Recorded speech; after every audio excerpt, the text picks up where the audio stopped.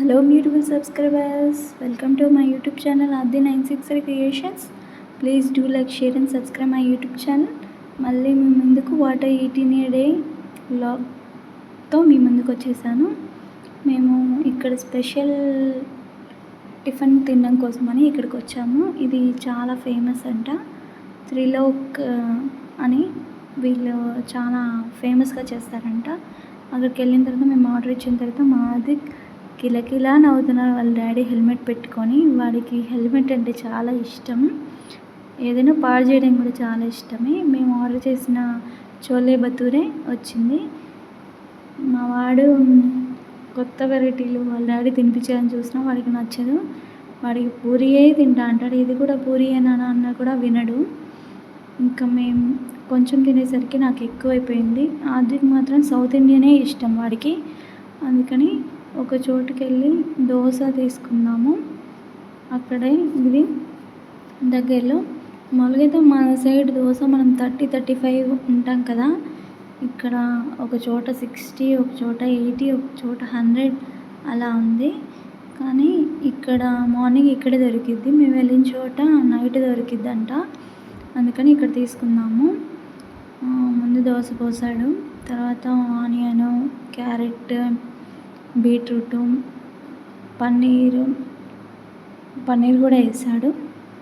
ఇంకా కారం, లైట్గా కారం. ఇక్కడ స్పైసీ అనేది తక్కువగా ఉంటుంది, ఉప్పు కూడా తక్కువగానే ఉంటుంది. ఆనియన్స్ అవి అయితే బాగానే వేసాడు.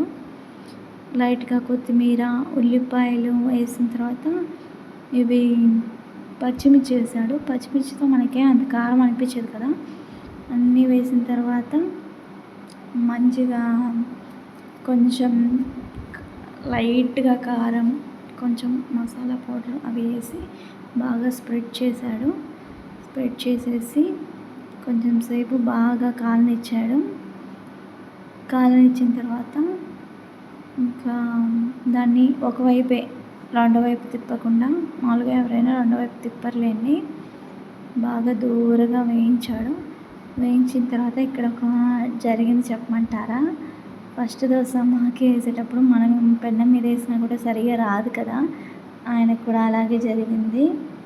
ఇంకా ఏం చేస్తాడో ఏం చేయక అర్థం కాక ఇంకా నేను వీడియో తీసేది కూడా ఆయన చూశాడు కాబట్టి ఇంకా అది వద్దనుకొని అది పక్కన పెట్టేసి కొంచెం అడుగంటిపోయింది.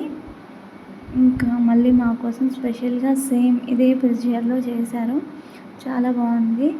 కొంచెం సాల్ట్ వేసి ఉంటే, కొంచెం స్పైసీగా ఉంటే ఇంకా బాగుండేది.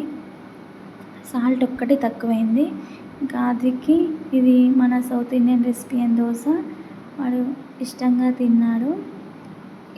అంటే ఇక్కడ తినలేదండి, మాది తినేసరికి చాలాసేపు పట్టింది కదా. అందుకని వాడు ప్యాకింగ్ చేశాడు, చట్నీ ఇచ్చాడు, సాంబార్ కూడా ఇచ్చాడు. కానీ ఆదిక్ వీటిలో తినడు.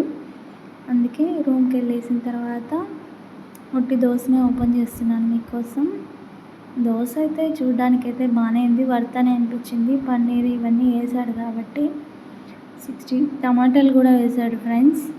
నేనైతే టమాటాలు నాకు నచ్చదు, అంటే దోశలో మామూలుగా అయితే తింటాను.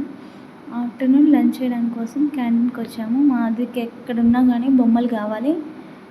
ఇంకా సలాడ్ ఇస్తారు, రోటీస్ ఇస్తారు, దాల్ ఖచ్చితంగా ఉంటుంది, మిగతావి ఆలు బేస్డ్ కర్రీయే ఉంటుంది.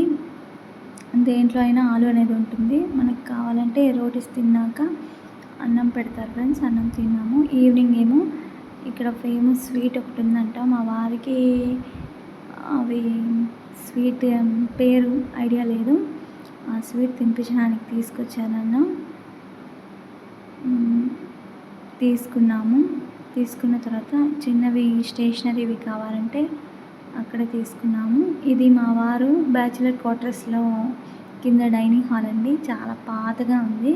నేను వీడియోలు మామూలుగా మా వారు వీడియో కాల్ అలా చేసినప్పుడు ఏదో ఎక్స్పెక్ట్ చేశాను, కానీ బ్యాచిలర్ క్వార్టర్స్ అంటే ఇలాగే ఉంటాయి. ఇంకా మా వారు డ్యూటీ టైం అయింది, నైట్ డ్యూటీకి. నేను పెరుగు ప్యాకెట్తో మజ్జిగ పులుసు పెట్టాను. ఈ మజ్జిగ పులుసు రెసిపీ చాలామందికి చాలా ఈజీగా తొందరగా అయిపోయేది. ఈ రెసిపీ మీకు కూడా కావాలనుకుంటే కామెంట్ చేయండి. మజ్జిగ పులుసుతో ఎంతమంది కూరగాయలు లేనప్పుడు ఇలా చేసుకొని తిన్నారో కామెంట్ చేయండి. అలాగే మజ్జిగ పులుసుతో కడుపు నిండా తినొచ్చు. కడుపు చల్లగా ఉంటుంది, టేస్టీగా కూడా ఉంటుంది. Thank you for watching. మన what I eat in a day vlogs కోసం మన ఛానల్ని సబ్స్క్రైబ్ చేసుకోండి. Thank you for watching.